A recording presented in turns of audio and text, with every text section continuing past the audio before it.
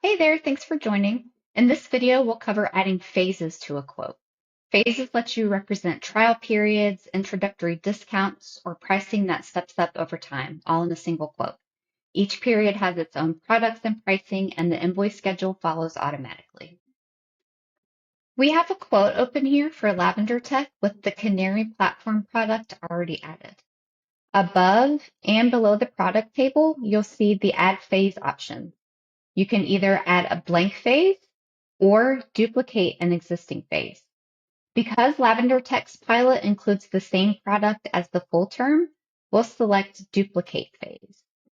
This copies all of the products and pricing from the existing phase so we can modify from there. You can add up to 6 phases per quote, but for this one we only need 2.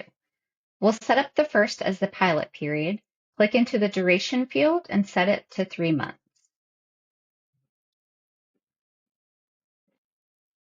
Then we'll apply the discount. You click the tag icon next to the Canary Platform pricing. We'll choose a percentage off, and in this case, they're going to get 50% off for the first 3 months. For the second phase, we'll set the duration to cover the remaining 9 months at full price.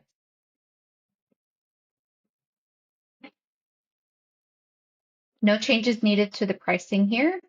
And then finally, we'll name each phase using the Enter a Phase field. We'll call the first the pilot phase, and the second we'll call a standard term. Clear labels can help your team and your customer understand what each section of the quote covers. With phases in place, the full deal is represented in one quote. Lavender Tech can see exactly what they're agreeing to, and Turnstile generates the invoice schedule to match each phase automatically. No manual tracking required. For more information or to get in touch with our team, visit turnstile.ai.